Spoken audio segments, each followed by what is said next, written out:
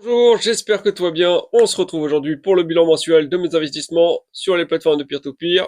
Donc comme d'habitude, j'ai classé les plateformes sur lesquelles j'investis de la 17e place, celle qui aura le moins bien performé en septembre 2025, à la première place, celle qui aura le mieux performé. Pour information, j'ai retiré 3 plateformes. J'avais prévenu il y a quelques mois que je souhaitais retirer certaines plateformes sur lesquelles je sais que je veux plus investir. Donc là, il s'agit de October, PretUp et Bondora. Donc des plateformes sur lesquelles je veux plus investir et également des plateformes qui, à mon avis, sont pas très intéressantes pour les investisseurs. En général, c'est pas celles qui les attirent le plus. Donc je les ai retirées. Et potentiellement, je vais voir dans le futur pour en retirer encore quelques autres, toutes celles en fait sur lesquelles je ne compte plus investir. Tout simplement, ça va rendre les choses plus fluides et plus rapides pour moi pour faire les bilans ensuite par la suite. Alors, comme d'habitude, on va faire une petite parenthèse pour regarder ce qui s'est passé du côté de la bourse sur mes comptes titres en tout cas.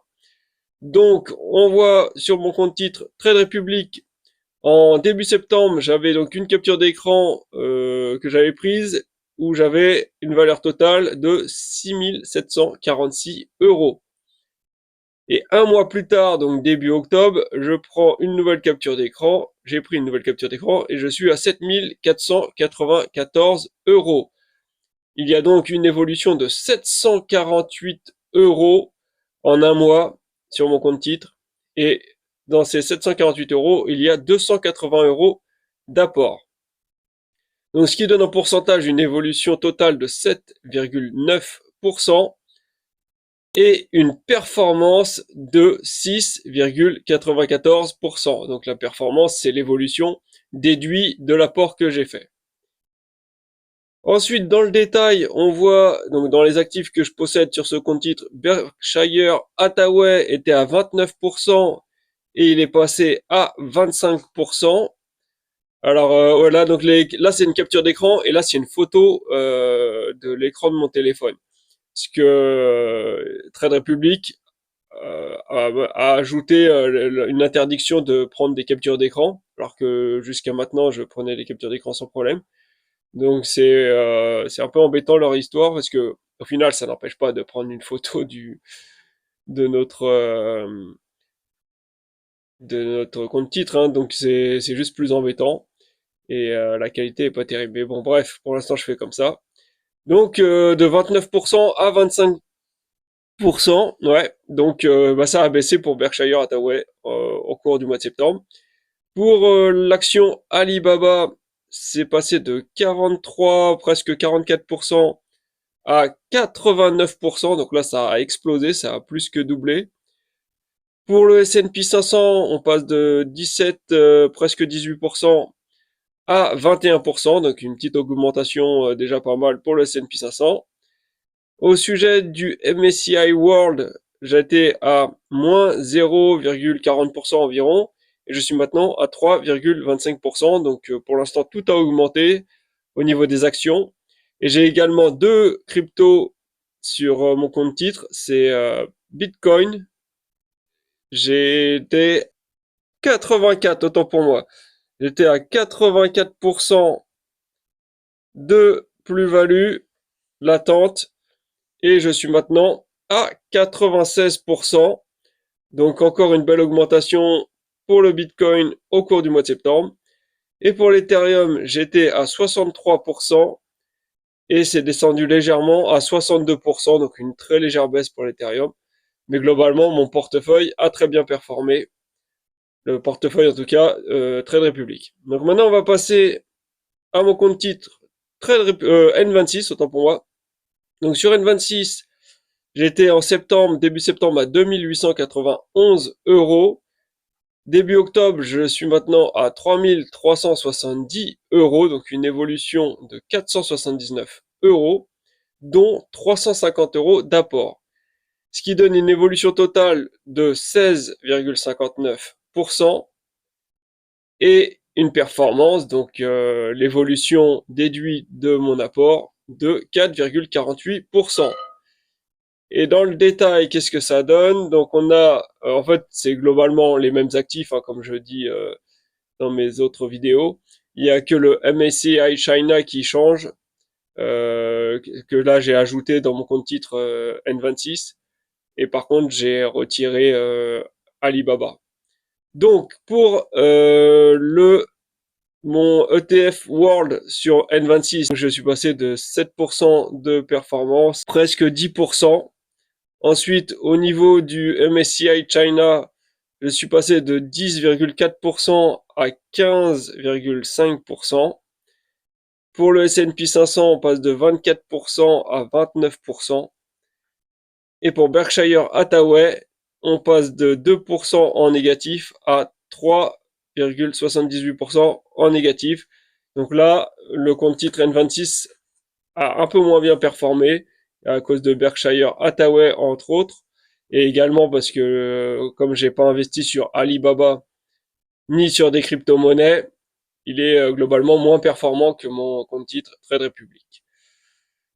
Alors, autre point que je voulais aborder, j'avais dit que je voulais faire jeter un petit coup d'œil sur le bilan annuel 2024 de l'Undermarket. Et donc du coup, je me suis penché un petit peu sur ce bilan. Et alors, qu'est-ce qu'on peut remarquer? Eh ben, tout simplement qu'ils sont en perte en 2024.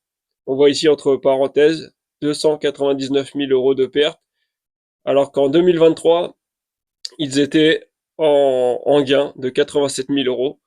Alors ça s'explique, hein, cette perte soudaine, on va dire, entre 2023 et 2024. Donc on va regarder, hein, on voit ici dans les dépenses administratives, on voit que ça a fait quand même un sacré bond des dépenses.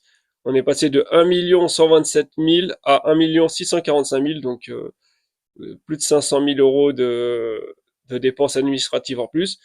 Et donc ça s'explique tout simplement parce qu'ils ont fait le lancement de la plateforme L'Undermarket 2.0, et c'est ça qui leur a fait euh, autant de dépenses administratives en fait. Donc on va voir un petit peu dans le détail ici, voilà, les dépenses administratives, elles sont là.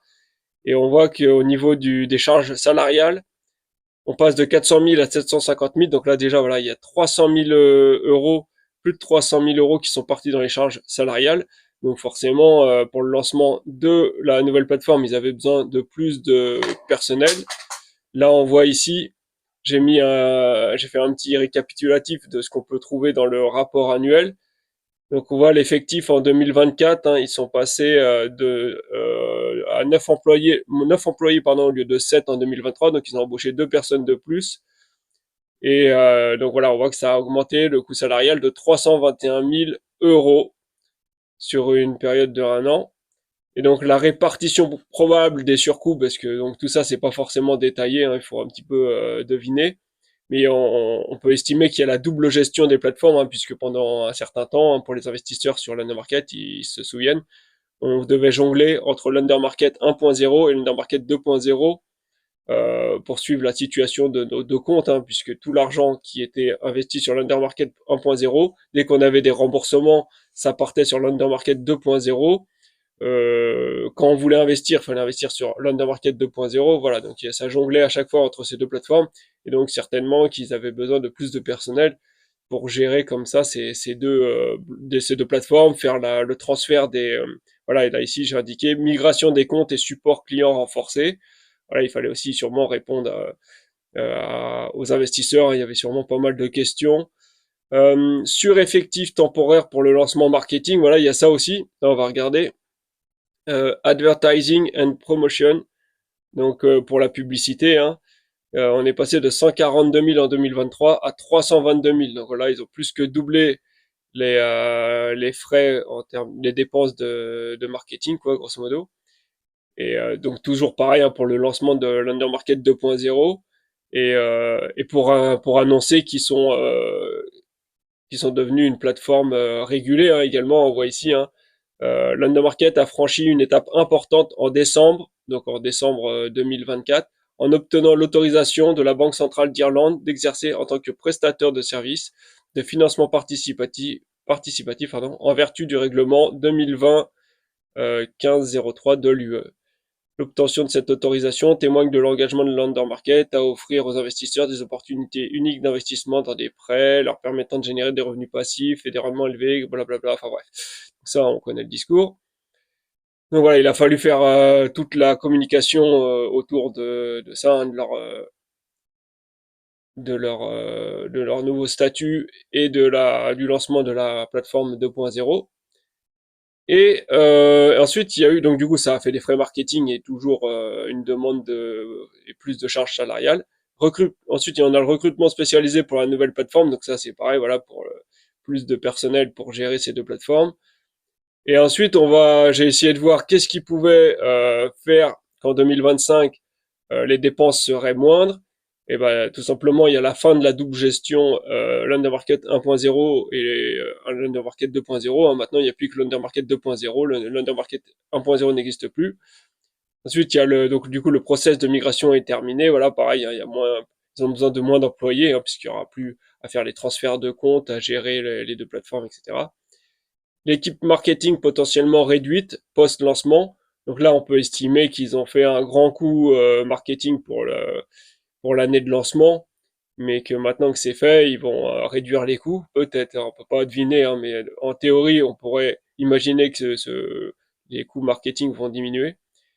Et normalement, un gain de productivité avec la nouvelle plateforme. Hein. Donc, ils vont certainement attirer plus d'investisseurs grâce à l'obtention de l'autorisation de la Banque centrale d'Irlande d'exercer.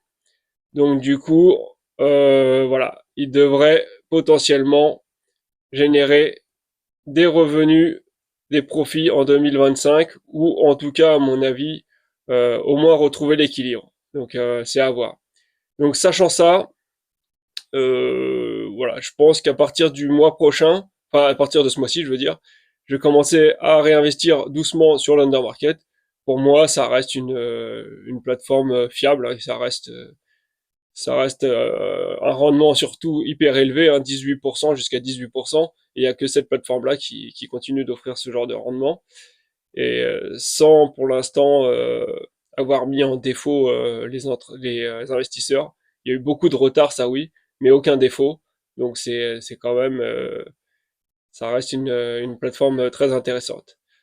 Et il faut savoir également, j'ai regardé les comptes de Credit Star, donc la maison mère de London Market, et là Credit Star se porte très bien, ils sont en profit, il n'y a pas de souci, donc ça c'est très rassurant.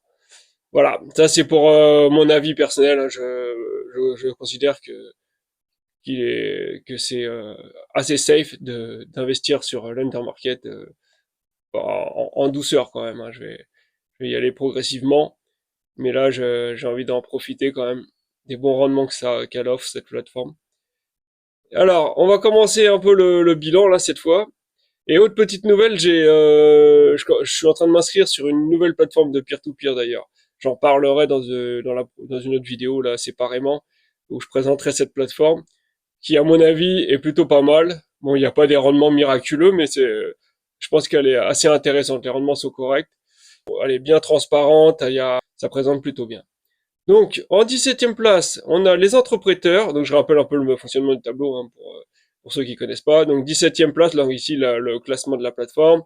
Ici, le nom de la plateforme, les entrepreneurs. Ici, j'indique si il y a de la flat tax ou non de prélever. Et si oui, quel est le pourcentage et le pays.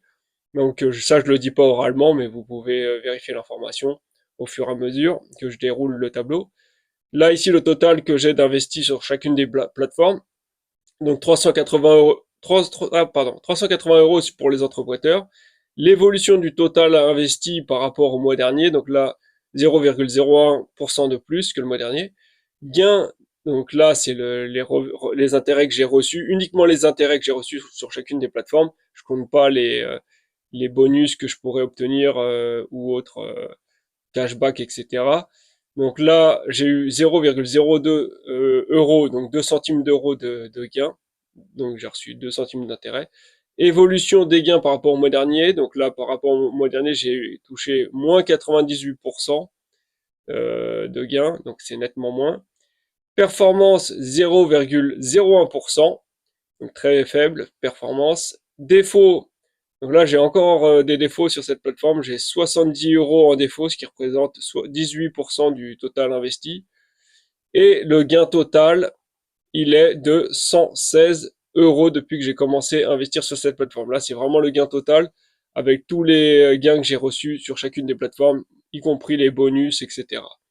Et juste pour info, au niveau de la performance, comme d'habitude, hein, je répète, je calcule pas sur le mois en cours, mais par rapport au montant total investi le mois d'avant, puisqu'il y a toujours un décalage entre le moment où on va investir de l'argent sur des prêts et le moment où on commence à toucher des intérêts. En général, il y a au moins un mois de décalage.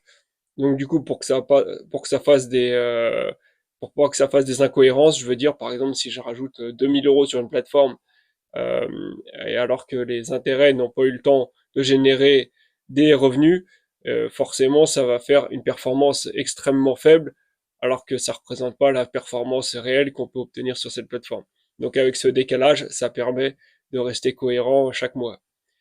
Donc ensuite, on passe à la 16e place, on a la première brique, avec 311 euros d'investi, c'est moins 1,67% par rapport au mois dernier. 16 centimes de gain, c'est moins 97% par rapport au mois dernier. Ça fait une performance de 0,05% et 82 euros de gain en tout depuis que j'ai investi sur cette plateforme. Et j'indique ici, quand j'ai des petits commentaires, là j'ai toujours sur la totalité de mes projets, les 18 projets sont en retard. J'ai tous mes projets sur la première brique qui sont en retard. Voilà. Donc ensuite, en 15e place, on a Mintos, 4646 euros d'investi, c'est 0,58% de plus que le mois dernier. Gain de 4,53 euros, c'est moins 10% par rapport au mois dernier. Performance de 0,10%, 59% de défaut. Donc là, j'ai toujours 2777 euros en défaut sur Mintos, hein, donc des retards de plus de 60 jours. C'est ça que je mets en défaut. Tous les retards qui ont 60 jours, les prêts qui ont 60 jours de retard ou plus. Donc là, ça fait des mois et des mois, des années que j'ai ce montant-là, globalement, plus ou moins, de bloquer sur Mintos. Et j'ai 2715 euros de gains depuis que j'ai investi sur cette plateforme. Ensuite, on a en 14e place Estate Guru avec 1950 euros d'investi. C'est 0,26% de plus que le mois dernier. 5 euros de gains. Donc là, j'ai noirci la case de l'évolution des gains puisque le mois dernier, je n'avais pas reçu de gains sur Estate Guru. Performance de 0,26%. Défaut 77%, hein, donc c'est toujours assez élevé sur Estate Guru les défauts. Hein, toujours, c'est un peu comme Mintos, j'ai un montant relativement élevé qui est bloqué depuis un bon moment.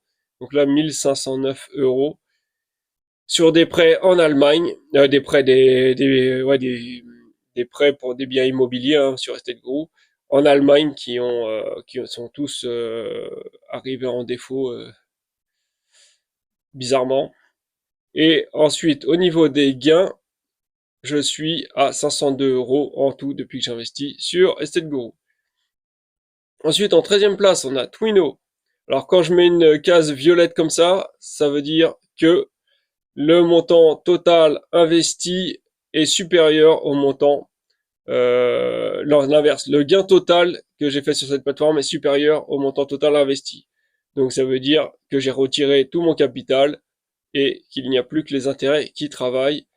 Et ça, c'est plutôt une bonne chose. C'est ce que j'aimerais avoir à moyen terme sur la totalité des plateformes sur lesquelles j'investis. Donc ça fait moins 2,17% par rapport au mois dernier. 1,84 euros de gain, c'est moins 11% par rapport au mois dernier. 0,30% de performance, 9% de défaut, et un gain total depuis que j'ai investi sur cette plateforme de 812 euros. Ensuite, on passe à la 12e place avec Bonster, 235 euros en tout d'investi, c'est 0,61% de plus que le mois dernier. 1,43 euros de gain, c'est moins 15% par rapport au mois dernier. 0,61% de performance, 37% de défaut, donc j'ai encore 87 euros qui ont pas mal de retard sur Bonster. Et 87 euros de gain en tout depuis que j'ai investi sur cette plateforme. Et on passe à la 11e place avec Esketit. Alors Esketit, j'ai réinvesti massivement de l'argent ce mois-ci. Et là, j'ai mis la case en violette parce que j'avais effectivement pendant un moment mon gain total qui était supérieur au montant total investi. Et là, j'ai oublié de retirer la case violette, puisque donc, comme je vous ai dit, j'ai investi massivement sur Esketit. Et donc là, moi, mon montant total investi a dépassé largement le montant total des gains qu'on voit ici. Donc là, maintenant, j'ai 1067 euros d'investi sur Esketit, ce qui fait 192% de plus que le mois dernier. Donc là, j'avais à peine 300 euros d'investi, je crois, sur Esketit ces derniers temps. Mais c'était une incohérence, hein, puisque Esketit, c'est une plateforme qui fonctionne très bien. Donc, c'était c'était pas très logique de ne mettre que si peu d'argent dessus. C'était à une époque où j'avais retiré un peu d'argent sur toutes les plateformes. Et sur Esketit, j'avais eu beaucoup d'argent remboursé d'un coup. Donc j'avais retiré d'un coup comme ça, parce que j'avais besoin de cet argent. Et depuis, je n'avais pas réinvesti sur cette plateforme. Et donc là, voilà, ça y est, c'est chose faite. 1067 euros, peut-être je remettrai encore un petit peu plus, peut-être pour aller jusqu'à 1500, je vais voir. Donc j'ai dit 192% d'évolution du montant total investi. J'ai eu un gain de 2,61 euros pour le mois de septembre, c'est 6,97% de plus que le mois dernier. Performance de 0,71% et gain total de 487 euros depuis que j'ai commencé à investir sur cette plateforme. Dixième place, Peerberry, 1018 euros en tout investi, c'est 0,83% de plus que le mois dernier.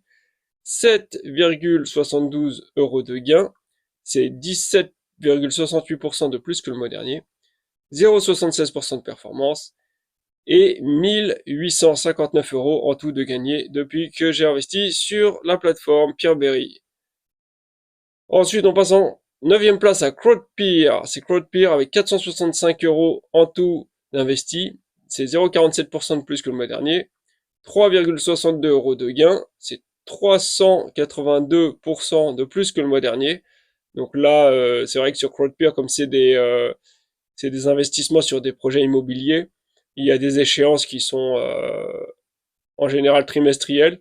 Donc ce qui fait qu'il y a des mois où il va y avoir des remboursements très faibles et d'autres mois où il y aura des regroupements de remboursements assez conséquents, ce qui va faire varier de vraiment énormément d'un mois sur l'autre les intérêts reçus.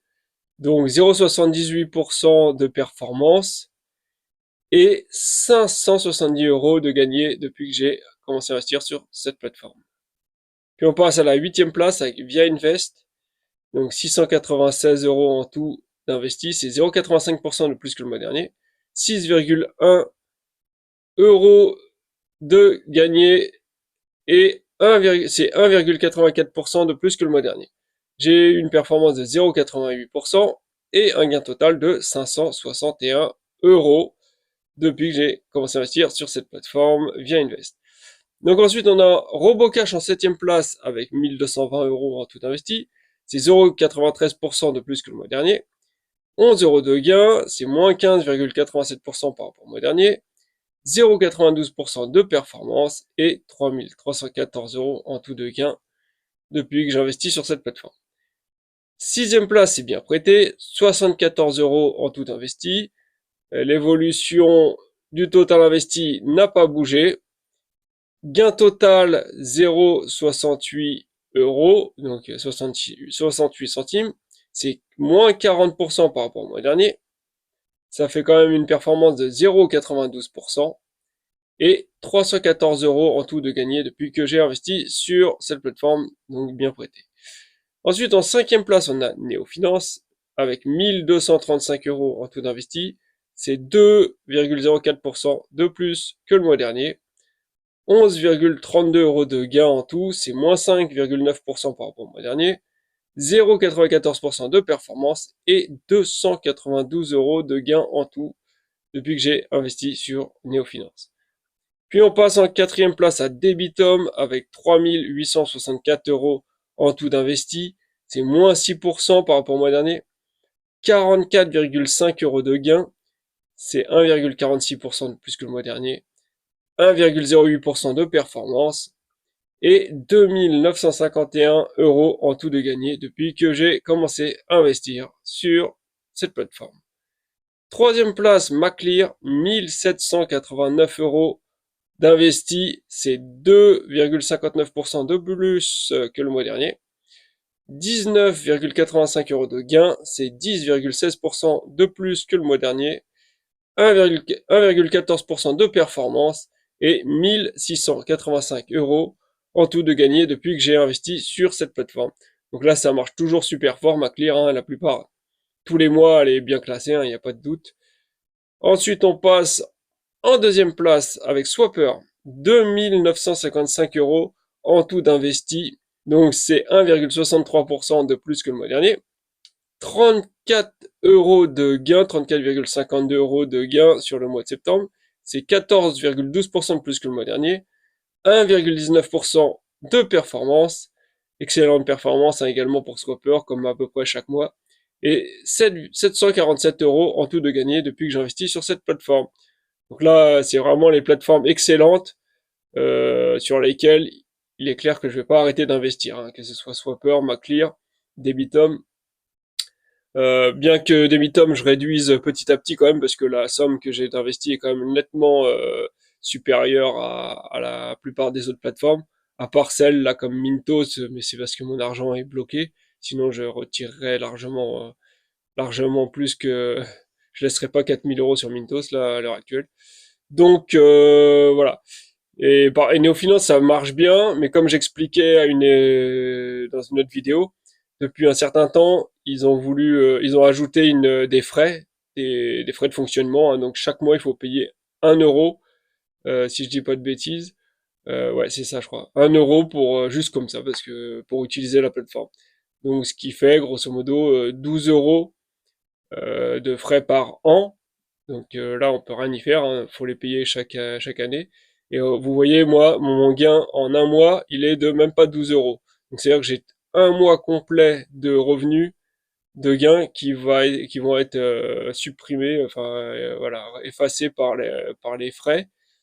Et donc sans compter en plus les taxes, etc. que je dois payer à côté. Du coup, je trouvais que c'était pas très intéressant, quoi. On va dire que soit il fallait que j'augmente largement mes investissements sur cette plateforme pour que les 1 euro ne représentent pas une si grosse part de mes gains, mais j'avais pas particulièrement prévu d'investir tant que ça sur cette plateforme, pas beaucoup plus que ça, hein, parce qu'il y a quand même pas mal de risques, hein, de retard surtout sur Neofinance, hein, des risques de retard de paiement. Et, et aussi, ce à quoi je pensais, c'est que si jamais le moment venu, de toute façon, il y aura bien un moment où je vais vouloir désinvestir, voilà, récupérer tout mon argent au fur et à mesure. Et comment ça se passe quand après il ne reste plus que quelques centaines d'euros et que ça met du temps à être récupéré, puisque voilà, il y a des délais pour certains prêts durent super longtemps.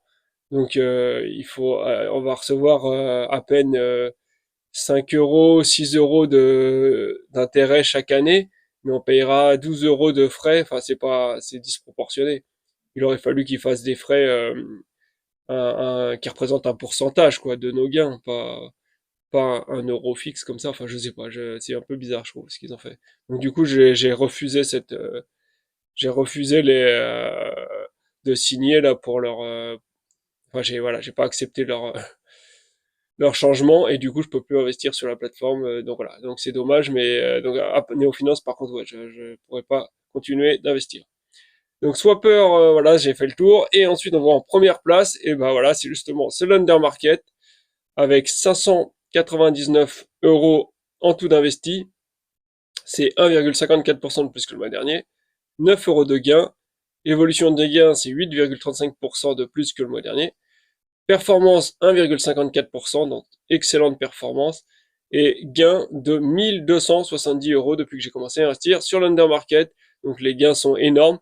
Donc l'idée, je pense, au fur et à mesure, ça va être de continuer d'investir de recommencer surtout à investir sur l'undermarket pour au moins atteindre le montant de mes gains, quoi. Je vais essayer de ne pas dépasser cette somme-là. Comme ça, en cas de catastrophe, on va dire que je m'en voudrais pas trop. J'aurais perdu ce que j'ai gagné sur la plateforme et voilà, ça s'arrêtera là. Donc voilà, je vais essayer petit à petit déjà d'atteindre 1000 euros, puis ensuite peut-être voilà de suivre pile poil le montant de mes gains pour optimiser mon portefeuille. Et on passe maintenant au Toto. Et donc, toutes les plateformes confondues, j'ai 23 103 euros d'investis, ce qui correspond à 2,06% de plus que le mois dernier. Au niveau des gains, je suis à 164 euros pour le mois de septembre, c'est 3% de plus que le mois dernier, 0,73% de performance en tout pour le mois de septembre, et 19,47% de défaut. Donc en tout, ça fait valeur absolue 4498 euros en défaut. Et enfin, le gain total que j'ai eu, toutes les plateformes confondues, est de 18 372 euros depuis que j'ai commencé à investir sur les plateformes de peer-to-peer. Et voilà pour le bilan, donc très bon bilan pour le mois de septembre, ça a super bien marché. Voilà, le peer-to-peer, c'est correct, hein, 0,70%, ça peut être mieux, mais c'est déjà pas mal. C'est mieux que le mois dernier, donc c'est déjà bien. Et par contre, bien sûr, si on compare à mes comptes titres, il n'y a pas photo pour l'instant en bourse pour toute l'année 2025. On est clairement largement plus gagnant pour ceux qui ont investi uniquement en bourse que pour ceux qui ont investi en peer-to-peer. Mais bon, on sait très bien que la roue tourne et qu'à un moment donné, on sera content d'avoir nos intérêts qui tombent tranquillement chaque mois sans les katas des montagnes russes qui peuvent arriver voilà, assez régulièrement en action, sur les actions et sur les cryptos. Voilà, là, 4% pour N26 sur mon compte titre N26 et 6,94%. Ouais, donc les performances sont vraiment énormes. Ça correspond là 6,94% à plus que 6 mois de peer-to-peer là, tel que ça se présente en ce moment. Et voilà, donc on est arrivé à la fin du bilan. Si vous avez des questions, n'hésitez pas dans les commentaires. Et sinon, moi je vous dis à une prochaine. Ciao. D'ailleurs pour la présentation de la prochaine plateforme sur laquelle je vais commencer à investir. Allez, bye.